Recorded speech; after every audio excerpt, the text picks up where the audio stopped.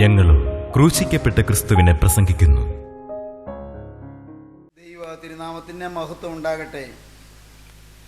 മത്തായിയുടെ സുവിശേഷം 16-ാം അധ്യായം 22-ാം വാക്യം മുതൽ പത്രോസ് അവനെ വേറിട്ട് കൊണ്ടുപോയി, കർത്താവേ, അതരുതേ, നിനക്കങ്ങനെ ഭവിക്കരുതേ എന്ന് ശാസിച്ചു തുടങ്ങി.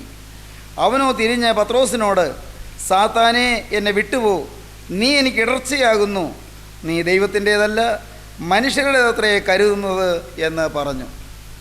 യേശുക്രിസ്തു പത്രോസിനെ ശാസിക്കുകയാണ്. കൂടെ എപ്പോഴും നിർത്തുന്ന ശീമോൻ പത്രോസിനെ യേശു ഇപ്പോൾ വിളിച്ചത് സാത്താനെ എന്നാണ്. സാത്താനെ, എന്നെ വിട്ടുപോയെന്നാണ് പറയുന്നത്. പ്രിയപ്പെട്ടവരെ, ഒരല്പം മുൻപ് യേശു ശീമോൻ പത്രോസിനെ വിളിച്ചത്, ബേർ യോനാ ശീമോനെ, നീ ഭാഗ്യവാൻ, ജഡരക്തങ്ങളല്ല സ്വർഗസ്ഥനായ എൻ്റെ പിതാവത്രേ നിനക്കിത് വെളിപ്പെടുത്തിയത്. നീ പത്രോസാകുന്നു, ഈ പാറമേൽ ഞാൻ എൻ്റെ സഭയെ പണിയും. നീ ഭാഗ്യവാനാകുന്നു എന്ന് പറഞ്ഞു കഴിഞ്ഞ് അധികം നേരം കഴിയുന്നതിന് മുൻപ് ഏതാനും മിനിറ്റുകൾക്കുള്ളിൽ കർത്താവ് പത്രോസിനോട് പറയുന്നു, സാത്താനെ, എന്നെ വിട്ടുപോയെന്ന്. നീ ജീവനുള്ള ദൈവത്തിൻ്റെ പുത്രനായ ക്രിസ്തുവാകുന്നുവെന്ന് ശീമോൻ പത്രോസ് യേശുക്രിസ്തുവിൻ്റെ മേലുള്ള വിശ്വാസം ദൃഢമായി പ്രസ്താവിച്ചപ്പോൾ, നീ ഭാഗ്യവാൻ, നിനക്ക് സ്വന്തമായി കിട്ടിയ വെളിപ്പാടല്ല, സ്വർഗസ്ഥനായ പിതാവ് നിനക്ക് വെളിപ്പെടുത്തി തന്നതാണ്, സത്യമാണെന്ന് നീ പറഞ്ഞത്. നീ ഭാഗ്യവാൻ, നിന്നിൽ ഞാൻ പ്രസാദിച്ചിരിക്കുന്നു, ഈ പാറമേൽ ഞാൻ സഭയെ പണിയും. നീ ഏറ്റുപറഞ്ഞ വിശ്വാസത്തിൻ്റെ ദാർഢ്യത്തിൽ ഞാൻ സഭയെ പണിയും എന്ന് കർത്താവ് പറയുകയുണ്ടായി. എന്നാൽ യേശുക്രിസ്തുവിന് വരുന്നതായ പീഡയെക്കുറിച്ചും യേശുക്രിസ്തു നേരിടേണ്ടിയിരിക്കുന്നതായ ക്രൂശിനെക്കുറിച്ചും തുടർന്ന് കർത്താവ് സംസാരിച്ചപ്പോൾ പത്രോസിലെ ജഡസ്നേഹം പൊന്തി, ജഡസ്നേഹം ഉയർന്നു. പത്രോസ് കർത്താവിനെ കൂട്ടിക്കൊണ്ട് ഒത്തിരി മാറി നിന്നിട്ട് പറഞ്ഞു, കർത്താവേ, കാര്യം നീ പറഞ്ഞത് മറ്റതെല്ലാം നല്ല കാര്യങ്ങളാണ്, പക്ഷേ ഈ പറഞ്ഞത് അതെനിക്ക് അങ്ങോട്ട് പൂർണ്ണമായിട്ട് യോജിക്കാൻ പറ്റുന്നില്ല. നിന്നെ ക്രൂശിക്കുകയോ നിന്നെ ബന്ധിക്കുകയോ നിന്നെ വിസ്തരിക്കുകയോ, അയ്യോ, അത് വയ്യ കർത്താവേ, പാടില്ല, നിനക്കങ്ങനെ വരാൻ പാടില്ല, ഞങ്ങൾ സമ്മതിക്കില്ല. നിന്നെ ആരും തൊടാൻ ഞങ്ങൾ സമ്മതിക്കില്ല, നിന്നെ ആരെങ്കിലും ഉപദ്രവിക്കാൻ ഞങ്ങൾ സമ്മതിക്കില്ല. ഞങ്ങൾ ഒട്ടപ്പാവങ്ങളാണ്, ഞങ്ങൾ വെറും മുക്കുവ തൊഴിലാളികളാണ്, പക്ഷേ നിന്നെ ആരെങ്കിലും തൊടാൻ ഞങ്ങൾ സമ്മതിക്കില്ല. അതുകൊണ്ട് കർത്താവേ, നിനക്കങ്ങനെ ഭവിക്കരുതേ. പത്രോസ് പറഞ്ഞു, കർത്താവേ, അതരുതേ, നിനക്കങ്ങനെ ഭവിക്കരുതേ എന്ന് പറഞ്ഞു. എപ്പോൾ യേശു തന്നെ യെരൂശലേമിൽ ചെന്നിട്ട് മൂപ്പന്മാർ, മഹാപുരോഹിതന്മാർ, ശാസ്ത്രിമാർ എന്നിവരാൽ പലതും സഹിച്ച് കൊല്ലപ്പെടുകയും 3-ാം നാൾ ഉയർത്തെഴുന്നേൽക്കുകയും വേണ്ടത് എന്ന് ശിഷ്യന്മാരോട് പ്രസ്താവിച്ചു തുടങ്ങി. അവർ എന്നെ പീഡിപ്പിച്ച് കൊല്ലും, എന്നാൽ ഞാൻ 3-ാം നാൾ ഉയർത്തെഴുന്നേൽക്കും എന്നെല്ലാം കർത്താവ് പറഞ്ഞപ്പോൾ പത്രോസിന് സഹിച്ചില്ല. പത്രോസ് യേശുവിനെ സ്നേഹിക്കുന്നത് കൊണ്ടാണ്. യേശുവിന് പീഡ വരുന്നതും ആക്ഷേപം വരുന്നതും നിന്ന വരുന്നതും പത്രോസിന് സമ്മതമല്ല, അതിഷ്ടമല്ല, പത്രോസിന് സഹിക്കുകയില്ല. യേശു യഹൂദന്മാരുടെ പീഡയേറ്റ് യേശുക്രിസ്തു ക്രൂശിക്കപ്പെടുക, മരിക്കുക, അത് പത്രോസിന് ചിന്തിക്കാൻ വയ്യ. അതുകൊണ്ടാണ് പത്രോസ് പറഞ്ഞത്, കർത്താവേ, നിനക്കങ്ങനെ ഭവിക്കരുതേ എന്ന് വളരെ ശക്തമായി വാദിച്ചത്. യേശു പറഞ്ഞു, സാത്താനെ, എന്നെ വിട്ടുപോകും, നീ ദൈവത്തിൻ്റേതല്ല മനുഷ്യരുടേതത്രേ കരുതുന്നത്. വെറും ജഡസ്നേഹം, വെറും ജഡികമായ സ്നേഹം, ആത്മീയമായ സ്നേഹം നിൻ്റെ വാക്കുകളിലില്ല. എത്ര കൃത്യമായിട്ടാണ് കർത്താവ് പറഞ്ഞത്, എത്ര വ്യക്തമായിട്ടാണ് കർത്താവ് പറഞ്ഞത്. ആത്മീയ ജീവിതം എന്താണെന്ന് വ്യക്തമാക്കിക്കൊണ്ട് യേശുക്രിസ്തു പറഞ്ഞു, നീ മനുഷ്യരുടേതാണ് കരുതുന്നത്, ദൈവത്തിൻ്റേത് കരുതുന്നില്ല. ക്രൂശ് മരണം എന്താണെന്ന് നീ അറിയുന്നില്ല, ഞാൻ എന്തിനാണ് വന്നതെന്ന് നീ അറിയുന്നില്ല, എന്തിനാണ് ക്രൂശിൽ മരിക്കുന്നതെന്ന് നീ അറിയുന്നില്ല. സാത്താന്യ ചിന്തയാണ് നിൻ്റെ ഉള്ളിൽ പ്രവർത്തിക്കുന്നത്. ആദ്യം മുതലേ പരശുശ്രൂഷയ്ക്ക് ഇറങ്ങിയപ്പോൾ മുതൽ തന്നെ സാത്താൻ എന്നെ വേട്ടയാടിക്കൊണ്ടിരുന്നു, എന്നെ പരീക്ഷകളിൽ കുടുക്കിക്കൊണ്ടിരുന്നു.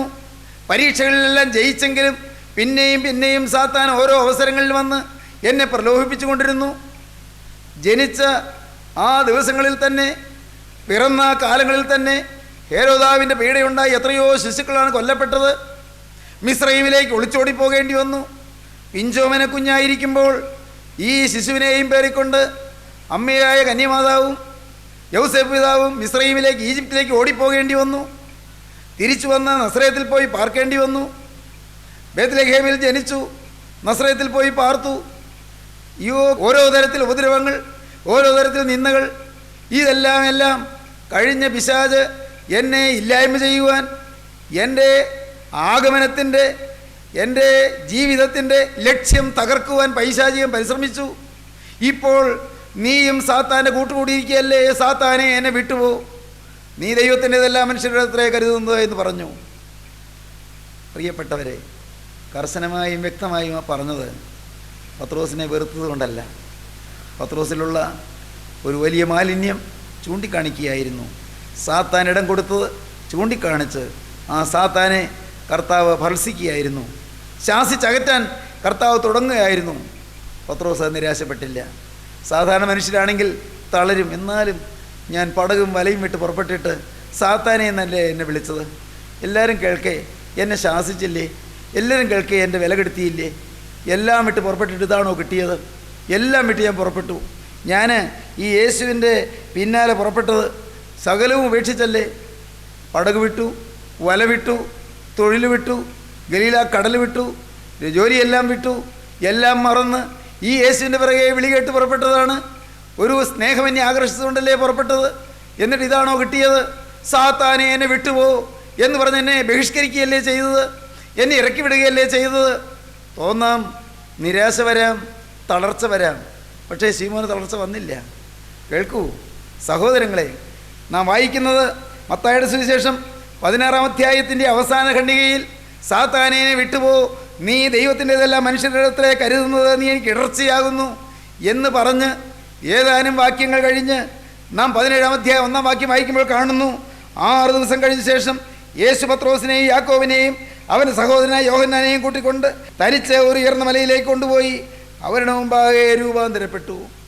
തേജസ് വേണമെങ്കിൽ ശുദ്ധീകരണം വേണം, സംശയിക്കേണ്ട. അതിന് നിങ്ങൾ ശാസന കേൾക്കുമ്പോൾ മടുപ്പ് വരരുത്, തർജ്ജനം കിട്ടുമ്പോൾ നിങ്ങൾക്ക് എതിർപ്പ് വരരുത്, നിങ്ങളുടെ തെറ്റുകൾ ചൂണ്ടിക്കാണിക്കുമ്പോൾ നിങ്ങൾക്ക് മത്സരം വരരുത്, നിങ്ങളുടെ തെറ്റുകൾ നിശ്ചിതമായി പറയുമ്പോൾ നിങ്ങളുടെ മനസ്സ് പതറരുത്, നിങ്ങളുടെ ഉള്ളം തളരരുത്. പ്രിയപ്പെട്ടവരെ, ദൈവത്തിൻ്റെ പരിശുദ്ധാത്മാവ് ചൂണ്ടിക്കാണിച്ചു തരുമ്പോൾ വിനയപ്പെട്ടുകൊള്ളുക. കർത്താവേ, സത്യം, എന്നിലുള്ള പിശാചിൻ്റെ സ്വാധീനം മാറ്റുവാൻ നീ ശക്തനാണല്ലോ. സാത്താനി ഇടം കൊടുത്തു എന്ന് ഞാൻ അറിഞ്ഞില്ല. എൻ്റെ ദൈവമേ, ഞാൻ സാത്താനോടുകൂടി ആയിപ്പോയി എന്ന് ഞാൻ ഗ്രഹിച്ചില്ല. നീ എനിക്ക് ചൂണ്ടിക്കാണിച്ചു തന്നല്ലോ. എൻ്റെ മനോഭാവത്തിൽ ദൈവത്തിൻ്റേതല്ല മനുഷ്യരുടേതത്രേ ഞാൻ കരുതുന്നത് എന്ന് എനിക്ക് കാണിച്ചു തന്നല്ലോ. കർത്താവേ, എനിക്ക് മറഞ്ഞിരുന്ന പാപം നീ വെളിപ്പെടുത്തി തന്നല്ലോ. നാഥാ, നന്ദി, നിനക്ക് സ്തുതി, നിനക്ക് സ്തോത്രം. അങ്ങനെയുള്ള വിനയം വന്നാൽ താബോറിലേക്ക് കയറിപ്പോകാം. 6 ദിവസം കഴിഞ്ഞിട്ട് കർത്താവ് പത്രോസിനെയും യോഹന്നാനെയും യാക്കോബിനെയും കൂട്ടി താബോറിലേക്ക് കയറിപ്പോയി, മലയിലേക്ക് പോയി. അവിടെ രൂപാന്തരപ്പെട്ടു. ശുദ്ധീകരണം കൂടിയേ കഴിയൂ. ദൈവത്തിന് സ്തോത്രം. അത് മരണത്തോളമുള്ള ഒരു പ്രക്രിയയാണ്. It's a process under the last breath of life. അവസാനം ആയുസ്സിൻ്റെ അവസാന ശ്വാസം വരെ ശുദ്ധീകരണം വേണം. പ്രിയരെ, ആരും തികഞ്ഞവരായില്ല, ആരും പൂർണ്ണരായില്ല. നിങ്ങൾ മനസ്സിലാക്കൂ, പ്രകടമായ പാവപ്രവൃത്തി വരുന്നില്ല, ശരി. മോനെ, നീ അരുതാത്ത വഴിക്ക് പോകുന്നില്ല. മോളെ, നീ അരുതാത്ത പാപങ്ങൾ കുടുങ്ങിയിട്ടില്ല, ശരിയാണ്. പക്ഷേ നിൻ്റെ ആളത്വം മാറണ്ടേ, നിൻ്റെ ഹൃദയം ശുദ്ധമാകണ്ടേ, യേശുവിൻ്റെ സ്വഭാവം വരണ്ടേ, തേജസ്സിലേക്ക് നീ എത്തണ്ടേ, തേജസ് നീ പ്രാപിക്കണ്ടേ, തേജസ്കരണം കിട്ടണ്ടേ, തേജസ്സിൻ്റെ രാജ്യത്തിലെത്തണ്ടേ, തേജോമയന്മാരായ ആ സ്വർഗീയ ഗണങ്ങളുടെ കൂടെ നിന്ന് തേജസ്സോടെ ദൈവത്തെ സ്തുതിക്കണ്ടേ, തേജസ്സിൽ യേശുവിൻ പൊന്മുഖം കാണണ്ടേ. ദൈവത്തിന് സ്തോത്രം. ദൈവത്തിൻ്റെ വലിയ നാമം മഹത്വപ്പെടട്ടെ. എൻ്റെ ബഹുമാന്യ സഹോദരങ്ങളെ, ഞാൻ നിങ്ങളുടെ ഒരാളെ പോലെ നിങ്ങളുടെ കൂടെ ചേർന്നിരുന്നു കൊണ്ട് ഞാൻ വിനയപൂർവ്വം ദൈവത്തോട് പറയട്ടെ, കർത്താവേ, എന്നെ നീ ശുദ്ധീകരിക്കണമേ, എന്നെ നീ രൂപാന്തരപ്പെടുത്തണമേ, എൻ്റെ ആളത്ത് നീ മാറ്റിമറിക്കണമേ. എന്നിലുള്ളതായ സ്വയം ഇനിയും കത്തിപ്പോകാനുണ്ട്, എന്നിലുള്ളതായ ആ സ്വയം ഇഗോ ഇനിയും മാറാനുണ്ട്. കർത്താവേ, എൻ്റെ ദൈവമേ, എൻ്റെ ഉള്ളത്തിൽ ഞാൻ അറിയാതെ മറഞ്ഞു കിടക്കുന്ന പാവങ്ങൾ, അത് ഇന്ന പാപമെന്ന് എനിക്ക് തിരിച്ചറിയാതെ അന്ധകാര ശക്തിക്ക് എന്നിൽ ഇടമുള്ളതായ പാവങ്ങൾ എന്നിൽ നിന്ന് മാറ്റിത്തരണമേ. എൻ്റെ ഉള്ളം കഴുകിത്തരണമേ. എൻ്റെ ഹൃദയത്തെ നീ നിർമ്മലീകരിക്കണമേ. നിർമ്മല ജലവൻ്റെ മേൽ കളിക്കണമേ. വിശുദ്ധിയുടെ ആത്മാവിൻ്റെ കുടിയിരിപ്പ് ഭവനമാക്കി എന്നെ മാറ്റണമേ. എൻ്റെ ഹൃദയത്തിൽ പരിശുദ്ധാത്മാവ് വസിക്കണമേ. എന്നെ നിരന്തരം രൂപാന്തരപ്പെടുത്തണമേ. ദൈവമക്കളെ, ഈ സമയത്ത് ഞാൻ വിനയപൂർവ്വം നിങ്ങളോട് അപേക്ഷിക്കട്ടെ. നിങ്ങൾ ഓരോരുത്തരും ആഗ്രഹിപ്പീൻ, തർജ്ജനങ്ങൾ നിങ്ങൾ സ്വാഗതം ചെയ്യുവീൻ, ശാസനയെ നിങ്ങൾ സ്വീകരിപ്പീൻ, സന്തോഷത്തോടെ എതിരേൽക്കുവീൻ. പരിശുദ്ധാത്മാവിൻ്റെ ശാസനയ്ക്ക് നിങ്ങൾ എളിമപ്പെടുവീൻ. കർത്താവേ, എന്നെ കഴിയതും പോരാ എന്ന് നിങ്ങളുടെ ഹൃദയം വാഞ്ചിക്കട്ടെ. തേജസ്സിലേക്ക് വളരാം മകനെ, തേജസ്സിലേക്ക് ഉയരാം മകളെ. തേജസ്സിൻ്റെ മഹോന്നതമായ അനുഭൂതി വിശേഷങ്ങൾ നിനക്ക് പ്രാപിക്കാം. ദൈവവൈതലേ, താബോറിലേക്ക് വളരാൻ ശുദ്ധീകരണം ഇനിയും വേണമെന്ന് നീ ഗ്രഹിച്ചുകൊള്ളൂ. ഇന്ന് ലോകമയത്വമുണ്ട്, വേൾഡ്ലിനെസ് എന്ന് പറയുന്ന ലോകമയത്വം.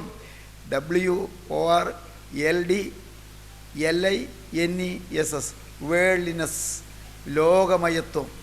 ലോകത്തിൻ്റെ ആ ബന്ധം ഇന്നും ലോകം മനുഷ്യജീവിതത്തിൽ ഇഴുകിച്ചേർന്നിരിക്കുകയാണ്. എല്ലാം ഉണ്ട്. ഭക്തിയുണ്ട്, മാനസാന്തരമുണ്ട്, പാവം വേണ്ടായും തീരുമാനമുണ്ട്, ദൈവസന്നിധിയിൽ ജാഗരണമുണ്ട്. പക്ഷേ ലോകമയത്വം മാറിയിട്ടില്ല, ലോകത്തിന് മരിച്ചവനായിട്ടില്ല. പ്രിയപ്പെട്ടവരെ, യേശുക്രിസ്തു ഒടുവിലായി ചെയ്ത പ്രസംഗം യോഹന്നാന്റെ സുവിശേഷം 14, 15, 16 അധ്യായങ്ങളിലാണ്. 17-ാം അധ്യായം യേശുക്രിസ്തുവിൻ്റെ മഹാപുരോഹിത പ്രാർത്ഥനയാണ്. യോഹന്നാന്റെ സുവിശേഷം 14, 15, 16 അധ്യായങ്ങളിൽ നാം വായിക്കും, നിങ്ങൾ ലോകക്കാരായിരുന്നുവെങ്കിൽ ലോകം തനിക്ക് സ്വന്തമായതിനെ സ്നേഹിക്കുമായിരുന്നു. എന്നാൽ നിങ്ങൾ ലോകക്കാരായിരിക്കാതെ ഞാൻ നിങ്ങളെ ലോകത്തിൽ തിരഞ്ഞെടുത്തതുകൊണ്ട് ലോകം നിങ്ങളെ പകയ്ക്കുന്നു. ലോകക്കാരല്ല, നിങ്ങൾ ലോകക്കാരല്ല. ലോക മനുഷ്യരെ പോലെ പെരുമാറാൻ പാടില്ല. ലോക നീതിക്കൊത്തവണ്ണം നീങ്ങാൻ പാടില്ല. ലോക മനുഷ്യരെ പോലെ സംസാരിക്കാൻ പാടില്ല. ലോക മനുഷ്യരെ പോലെ പ്രവർത്തിക്കാൻ പാടില്ല. ലോക മനുഷ്യരുടെ ഗതിയിലൂടെ നടക്കാൻ പാടില്ല. സഹോദരങ്ങളെ, നിങ്ങൾ ആത്മീയരായി നിൽക്കണം, നിങ്ങൾ ആത്മമയരായി നിൽക്കണം, നിങ്ങൾ ലോകത്തിന് മരിച്ചവരായി നിൽക്കണം. ലോകത്തിൻ്റെ ബഹുമതികൾ വേണ്ട, ലോകത്തിൻ്റെ അംഗീകരണം വേണ്ട, ലോകത്തിൻ്റെ സ്ഥാനമാനങ്ങൾ വേണ്ട, ലോകത്തിൻ്റെ പദവികൾ വേണ്ട, ലോകത്തിൻ്റെ മാനവും സ്ഥാനവും വേണ്ട. എനിക്കൊന്നു മതി, ലോകത്തിന് മരിച്ചവനായി ക്രൂശിക്കപ്പെട്ടവനായ ക്രിസ്തു എൻ്റെ ഹൃദയത്തിൽ വാഴുന്ന തേജസ്സിൻ്റെ മഹോന്നതമായ അനുഭവം എനിക്ക് ലഭിച്ചാൽ മതി. ഇത് നിങ്ങളുടെ ലാക്കാകുമ്പോൾ പ്രിയപ്പെട്ടവരെ, നിങ്ങളുടെ ആത്മീയ ജീവിതം വളരാൻ തുടങ്ങും. നിങ്ങൾ ദൈവത്തിന് ചില കാര്യങ്ങളിൽ പ്രയോജനപ്പെടാൻ തുടങ്ങും. നിങ്ങൾ ഒരു വീട്ടിൽ ചെല്ലുമ്പോൾ ആ വീട്ടിലേക്ക് യേശുക്രിസ്തു നിങ്ങളുടെ കൂടെ വന്ന് കയറും. ദൈവത്തിന് സ്തോത്രം.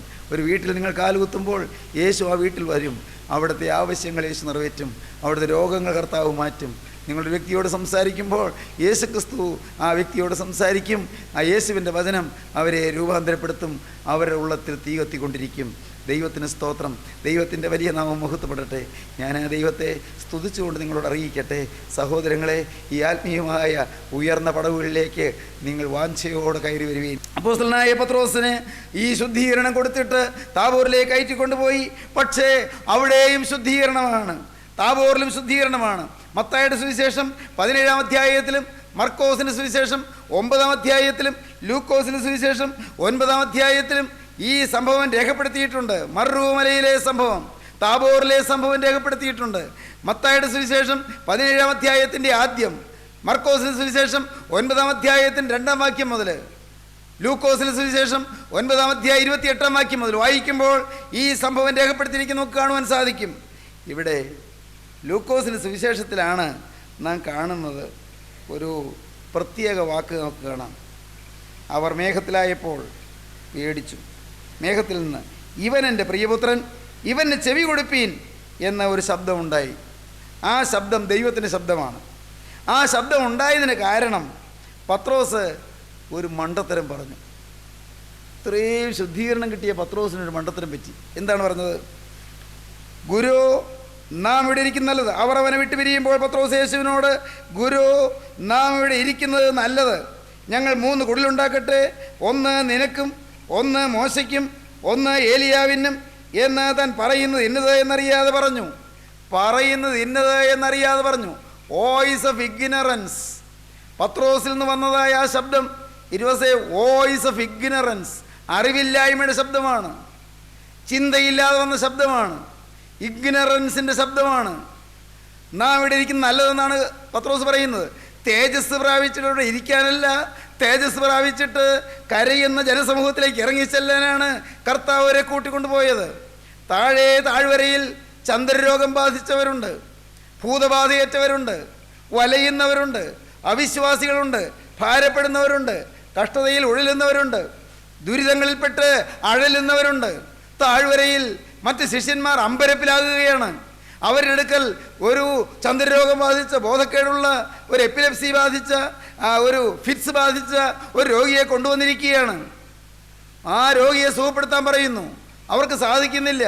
അവിടെ ശിഷ്യന്മാർ അമ്പരപ്പിൽ, രോഗി വലിയ പ്രയാസത്തിൽ, അവശതയിൽ, രോഗിയുടെ അപ്പൻ വലിയ പ്രയാസത്തിൽ, ജനസമൂഹം കലക്കത്തിൽ, ഇങ്ങനെ താഴ്വരയിൽ വലിയ പ്രതിസന്ധി വന്നിരിക്കുകയാണ്.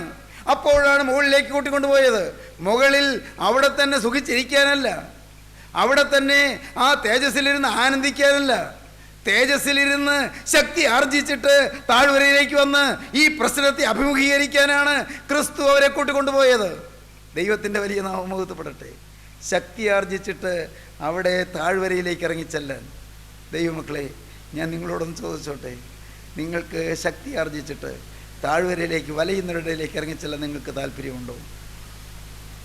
ലക്ഷ്യബോധമില്ലാത്തവരുടെ ഇടയിലേക്ക്, വിശ്വാസമില്ലാത്തവരുടെ ഇടയിലേക്ക്, യേശു ആരാണെന്ന് അറിയാത്തവരുടെ ഇടയിലേക്ക്, സ്വർഗമുണ്ടോ നരകമുണ്ടോ എന്നറിയാൻ പാടില്ലാത്തവരുടെ ഇടയിലേക്ക്, യേശുക്രിസ്തു ക്രൂസിൽ മരിച്ചു എന്ന് പറയുന്നു എന്തിനു വേണ്ടി എന്നറിയാൻ പാടില്ലാത്ത ആളുകളുടെ ഇടയിലേക്ക്, ഇടം കൈയും വലം കൈയും തിരിച്ചറിയാൻ പാടില്ലാത്ത ആളുകളുടെ ഇടയിലേക്ക് കടന്നുചെല്ലാൻ നിങ്ങൾക്ക് താല്പര്യമുണ്ടോ?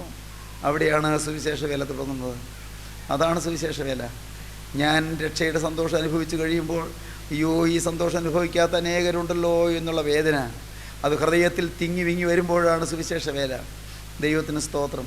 അത് വരാതെയുള്ള വേലകളൊന്നും പ്രയോജനപ്രദമാവില്ല. എൻ്റെ കർത്താവേ, എനിക്കൊരു സമാധാനം നീ തന്നു. ഈ സമാധാനം അനേകർ അനുഭവിക്കണമല്ലോ. എനിക്ക് ഈ ലോകത്തിൽ പാവം വിടാൻ നീ കൃപ തന്നു. ഈ വിശുദ്ധ ജീവിതം അനേകർ അനുഭവിക്കണമല്ലോ. കർത്താവേ, എനിക്ക് എൻ്റെ യേശുവിനെ ആരാധിക്കാൻ നീ ഒരു ഭാഗ്യം തന്നു. ഈ ആരാധനയുടെ സൗഭാഗ്യം അനേകർക്ക് അനുഭവിക്കണമല്ലോ. കർത്താവേ, എനിക്കതിനു വേണ്ടി എൻ്റെ ആയുസ് ചെലവഴിക്കപ്പെടണമല്ലോ. ഞാൻ എന്നെ തന്നെ മുഴുവനായി ചെലവഴിക്കുന്നു. ദൈവത്തിന് സ്തോത്രം. മുഴുവനായി നിനക്ക് വിട്ടുതരുന്നു. എൻ്റെ ഭാവി ഞാൻ നോക്കുന്നില്ല, എൻ്റെ ജീവിതം ഞാൻ നോക്കുന്നില്ല, എൻ്റെ ഭാവിയുടെ യശസ്സ് ഞാൻ നോക്കുന്നില്ല, എൻ്റെ ജീവിതത്തിൻ്റെ വളർച്ചയോ ഉയർച്ചയോ ഞാൻ നോക്കുന്നില്ല. എൻ്റെ ദൈവമേ, അതൊന്നും എനിക്കൊരു വിഷയമല്ല. കർത്താവേ, എനിക്കൊന്നു മതി.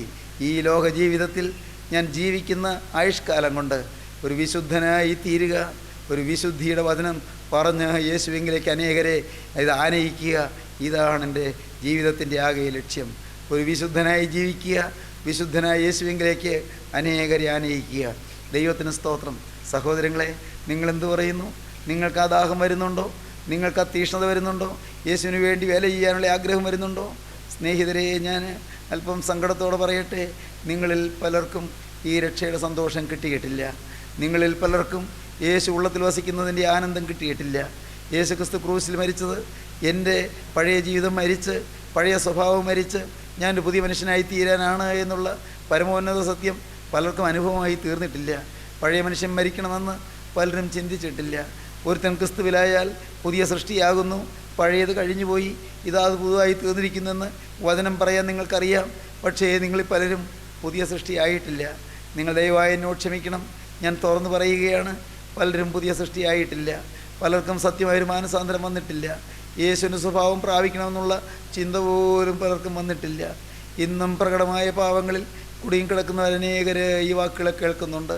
പ്രകടമായ പാവങ്ങളിൽ മദ്യപാനത്തിൽ രസിക്കുന്നവർ, വീട്ടിൽ കലക്കമുണ്ടാക്കുന്നവർ, ഭാര്യയെ ഉപദ്രവിക്കുന്നവർ, ഭർത്താവിനെ സംശയിച്ച ഭർത്താവിനോട് അനുസരണക്കേട് കാണിക്കുന്നവർ, വീട്ടിൽ മത്സരമുണ്ടാക്കുന്നവർ, മാതാപിതാക്കളെ അനുസരിക്കാത്തവർ, ജീവിതം തുലച്ച് കളയുന്നവർ, ജീവിതം ഉഴപ്പിക്കളയുന്നവർ, പൈസ അശുദ്ധിക്ക് വേണ്ടി ചെലവഴിച്ച് കളയുന്നവർ, ശരീരത്തിൻ്റെ ആരോഗ്യം അഴുക്കിന് വേണ്ടി ചോർത്തിക്കളയുന്നവർ, ഇങ്ങനെ എന്തെല്ലാം പ്രിയപ്പെട്ടവരെ, ദൈവം പ്രസാദിക്കാത്ത വിധത്തിൽ പൈസ ചെലവഴിക്കുന്നവർ, ദൈവം പ്രസാദിക്കാത്ത വിധത്തിൽ ശരീരം വിനിയോഗിക്കുന്നവർ, ഏതെല്ലാം അവയവങ്ങളിൽ കേടുപറ്റിയവർ, അവയവങ്ങളിൽ പാപമുള്ളവർ, ഇതൊന്നും മാറിയിട്ടില്ല. പിന്നെ എങ്ങനെ മറ്റുള്ളവർക്ക് വചനം കൊടുക്കും? ദൈവത്തിന് സ്തോത്രം. സഹോദരങ്ങളെ, ഞാൻ എളിമയോടെ വീണ്ടും നിങ്ങളോട് പറയുകയാണ്. ഞാൻ ദൈവസന്നിധിയിൽ വളരെ വിനയപ്പെട്ടുകൊണ്ട് ഞാൻ നിങ്ങളോട് വളരെ സ്നേഹത്തോടെ പറയുകയാണ്. നിങ്ങളാദ്യം ഈ രക്ഷ അനുഭവിക്കണം. രക്ഷയുടെ സന്തോഷം നിങ്ങൾ അനുഭവിക്കണം. യേശു ഹൃദയത്തിൽ വാഴുന്ന ഈ സൗഭാഗ്യം നിങ്ങൾ അനുഭവിക്കണം. 17-ാമത്തെ വയസ്സിൽ ഞാനത് അനുഭവിച്ച് തുടങ്ങി, ഒന്നുമായില്ല. 17-ാമത്തെ വയസ്സിൽ ഞാൻ വചനം കേട്ടുകൊണ്ടിരുന്നപ്പോൾ, നിങ്ങളിപ്പോൾ കേൾക്കുന്നത് പോലെ അന്ന് ഞാൻ വചനം കേട്ടുകൊണ്ടിരുന്നപ്പോൾ യേശുവിൻ്റെ അടുക്കൽ എൻ്റെ ഹൃദയം തുറന്ന് ഞാൻ പറഞ്ഞു, കർത്താവേ, ഇന്ന് മുതൽ ഞാൻ നിൻ്റെ വക എന്ന്. ദൈവത്തിന് സ്തോത്രം. ഇന്ന് ഞാൻ തിരിഞ്ഞു നോക്കുമ്പോൾ സംഭവബഹുലമായൊരു ജീവിതം. ദൈവത്തിന് സ്തോത്രം. സഹോദരങ്ങളെ, നിങ്ങളോട് ഞാൻ പറയട്ടെ, എന്ത് സംഭവബഹുലമായിരുന്നു ജീവിതം. ഏതെല്ലാം രംഗങ്ങളിലൂടെ കടന്നുപോയി, ഏതെല്ലാം കടമ്പകൾ കടന്നു. ദൈവത്തിന് സ്തോത്രം. ഏതെല്ലാം വൈതരണികളിലൂടെ കടന്നുപോയി, ഏതെല്ലാം പ്രതിസന്ധികൾ അതിജീവിച്ചു. ദൈവത്തിന് സ്തോത്രം. ദൈവത്തിൻ്റെ വലിയ നാമം മഹത്വപ്പെട്ട് ശാരീരികമായും ഭൗതികമായും ചില അപകടങ്ങളുണ്ടായി, പ്രയാസങ്ങളുണ്ടായി, മാനസികമായി ചില പ്രശ്നങ്ങളുണ്ടായി, ആത്മീയമായ ചില വാട്ടങ്ങൾ വന്നു. ദൈവത്തിന് സ്തോത്രം. സഹോദരങ്ങളെ, എന്നാൽ ഇന്നയോളം സ്വർഗത്തിലെ ദൈവം നിർത്തി. ഞാൻ നിങ്ങളോട് പറയട്ടെ, എന്നെ നിർത്തിയ നല്ലവനായ യേശു നിങ്ങളെയും നിർത്താൻ മതിയായവനാണ്. എൻ്റെ കർത്താവേ, എൻ്റെ ആയുസ് നിൻ്റെ വേല തികച്ച് തീർക്കണം. എൻ്റെ ആയുസ് നിൻ്റെ വേലക്കാരനായി നിന്നെ പ്രസാദിപ്പിച്ച് ഒരു വിശുദ്ധനായി ജീവിച്ച് തീർക്കണം. ഇതാണ് എൻ്റെ ആശ. ഞാനിത് പരസ്യമായി പറഞ്ഞത് നിങ്ങളെനിക്ക് വേണ്ടി പ്രാർത്ഥിക്കണം. എനിക്കൊരു ലക്ഷ്യമേ ഉള്ളൂ, നിങ്ങളെനിക്ക് വേണ്ടി പ്രാർത്ഥിക്കുന്നത് ആ ഒരു കാര്യത്തിനാണ്. കർത്താവേ, ഒരു കറയും തീണ്ടാതെ, ഒരു ചെളിയും വേശാതെ, മല്ലന്മാർ പട്ടുപോയ പാതയിൽ, വീരന്മാർ വീണുപോയ പാതയിൽ, കർത്താവെ, ബലശാലികൾ തകർന്നുപോയ പാതയിൽ, കർത്താവെ, തകരാതെ വീഴാതെ തളരാതെ ഈ പാവം മനുഷ്യനെ നിർത്തിക്കൊള്ളണമേ. നിങ്ങൾക്ക് പ്രാർത്ഥിക്കാം, നിങ്ങൾക്ക് സ്നേഹത്തോടെ പ്രാർത്ഥിക്കാം, നിങ്ങൾക്ക് ദൈവത്തോട് അപേക്ഷിക്കാം. കർത്താവെ, ലോകം തെറ്റിദ്ധരിച്ചാലും പലരും തെറ്റിദ്ധരിച്ചാലും എൻ്റെ നാഥ, നീ സകലവും ശരിയായി ധരിക്കുന്നുണ്ടല്ലോ. ഈ പാവപ്പെട്ട മനുഷ്യനെ നിർത്തിക്കൊള്ളണമേ കർത്താവേ. മരണത്തോളം ഒരു വിശുദ്ധരാക്കി നിർത്തണമേ. വിശുദ്ധന്മാരെ സ്വീകരിപ്പാൻ അവിടുന്ന് എഴുന്നള്ളി വരുമ്പോൾ ഈ പാവപ്പെട്ട മനുഷ്യനെയും ഒരു വിശുദ്ധനാക്കി നിൻ്റെ സന്നിധിയിലേക്ക് സ്വീകരിക്കണമേ. നിങ്ങൾ ആ കൂടി ഒരു വാക്കുകൂടി പറയണം. കർത്താവേ, ഈ വചനം കേൾക്കുന്ന എനിക്കും വിശുദ്ധന്മാരുടെ നിരയിൽ നിൽക്കാൻ എനിക്കൊരു ഭാഗ്യം തരണം. എൻ്റെ പ്രിയപ്പെട്ടവരെ, നിങ്ങളും പ്രാർത്ഥിക്കണം. നിങ്ങളുടെ ജീവിതം ഇന്ന് യേശുവിന് കൊടുക്കണം. ഇന്ന് യേശുവിന് ജീവിതം കൊടുക്കാതെ ആരും ഇപ്പോൾ എഴുന്നേൽക്കരുത്. ദൈവത്തിന് സ്തോത്രം. യേശു കരം നീട്ടി നിൽക്കുന്നുണ്ട്. അവൻ്റെ പൊന്നുകരം നിങ്ങളുടെ നേരെ നീട്ടിയിട്ടുണ്ട്. ആണിപ്പാടുള്ള കരം, വേദനയേറ്റ കരം, നൊന്തു മുറിഞ്ഞ കരം. Hallelujah, hallelujah. ആ കരം നിങ്ങളുടെ നേരെ നീട്ടിയിട്ടുണ്ട് പ്രിയരെ. ആണിപ്പാടുള്ള കരം നിങ്ങളുടെ നേരെ നീട്ടിയിട്ടുണ്ട്. മകനെ, നിൻ്റെ ഹൃദയം എനിക്ക് തരിക, എൻ്റെ മകളെ, നിൻ്റെ ഹൃദയം എനിക്ക് തരിക എന്ന് യാചിച്ചുകൊണ്ട് ആണിപ്പാടുള്ള കരം നീട്ടിക്കൊണ്ട് രക്ഷകനിതാ നിങ്ങളുടെ അരികത്ത് വന്ന് നിൽക്കുന്നു. ക്രൂസിൽ തലചായ്ച്ചവനിതാ നിങ്ങളുടെ അരികത്ത് വന്ന് വിനീതനായി നിൽക്കുന്നു. മകനെ, നിൻ്റെ ഹൃദയം എനിക്ക് തരിക, മകളെ, നിൻ്റെ ഹൃദയം എനിക്ക് തരിക എന്നവൻ പറഞ്ഞുകൊണ്ട് നിങ്ങളുടെ ഹൃദയവാതിക്കൽ മുട്ടിക്കൊണ്ട് നിൽക്കുന്നു. അവൻ്റെ കരങ്ങളിലേക്ക് ജീവിതം കൊടുക്കുവീൻ. അവൻ നിങ്ങളെ ഒന്ന് മാറ്റി മറിക്കട്ടെ. അവൻ നിങ്ങളെ പുതുക്കി മെനയട്ടെ. അവൻ നിങ്ങളെ പുതിയ സൃഷ്ടിയാക്കട്ടെ. അവൻ നിങ്ങളുടെ പാപങ്ങൾ ക്ഷമിക്കട്ടെ. നിങ്ങളുടെ ബന്ധനങ്ങൾ അഴിക്കട്ടെ. പൈശാചിക ശാപങ്ങൾ നിങ്ങളിൽ നിന്ന് മാറ്റട്ടെ. ഹല്ലേലൂയ. നിങ്ങളുടെ ജീവിതത്തിൽ പുതിയ വസന്തം വിരിയിക്കട്ടെ. സമാധാനം തുടങ്ങട്ടെ. ആശ്വാസം നിറയട്ടെ. സന്തോഷം തികയട്ടെ. നിങ്ങളുടെ ജീവിതം കർത്താവായ യേശുവിനെ എതിരേൽപ്പാൻ ഒരുങ്ങട്ടെ. വിശുദ്ധന്മാരുടെ നിരയിൽപ്പാൻ ഒരുങ്ങട്ടെ. ദൈവനാമം മഹത്വപ്പെടട്ടെ. നമുക്ക് പ്രാർത്ഥിക്കാം. കാരുണ്യവാനെ, മഹാസ്നേഹവാനായ പൊന്നേശുവേ, ഈ നല്ല സമയത്തിനായി ഞങ്ങൾ നിന്നെ സ്തുതിക്കുന്നു. അവിടുത്തെ കൃപയ്ക്കും കരുണയ്ക്കുമായി ഞങ്ങൾ നിന്നെ സ്തോത്രം ചെയ്യുന്നു. എല്ലാവരെയും അനുഗ്രഹിക്കണമേ. വചനം കേട്ടവരുടെ മേലും എൻ്റെ നാഥൻ്റെ പൊന്നുകരം വെക്കണമേ. കർത്താവേ, ആ തിരുരക്തം പുരണ്ട കരം ഓരോരുത്തരുടെ ശിരസിലും വെച്ച് അനുഗ്രഹിക്കണമേ, ആശീർവദിക്കണമേ, വാഴ്ത്തണമേ, വിശുദ്ധീകരിക്കണമേ. ഈ ജ്വാല ആളി പടർന്നിറങ്ങി ഓരോരുത്തരെയും വിശുദ്ധീകരിക്കണമേ, കത്തുപിടിപ്പിക്കണമേ. തീപ്പൊരി വാരിയെറിഞ്ഞെല്ലാവരെയും തൊടണമേ, കത്തിക്കണമേ. ഹല്ലേലൂയ. എല്ലാവരെയും അനുഗ്രഹിക്കണമേ. ഇന്ന് ഈ വചനം കേട്ട ഓരോരുത്തരെയും കുടുംബങ്ങളിലേക്ക് സമാധാനം അയക്കണമേ. കർത്താവേ, വചനം കേട്ട ഓരോരുത്തർക്കും പുതിയ പ്രകാശം കൊടുക്കണമേ, പുതിയ പ്രതീക്ഷ കൊടുക്കണമേ, പുതിയ പ്രത്യാശ കൊടുക്കണമേ, പുതിയ സ്നേഹം കൊടുക്കണമേ, പുതിയ അനുഭവങ്ങൾ കൊടുക്കണമേ. കർത്താവേ, എല്ലാവരെയും അവിടുത്തെ രണ്ടാമത്തെ വരവിന് വേണ്ടി ഒരുക്കണമേ. മഹത്വം തിരുമേനി എടുക്കണമേ. യേശുവിൻ നാമത്തിൽ തന്നെ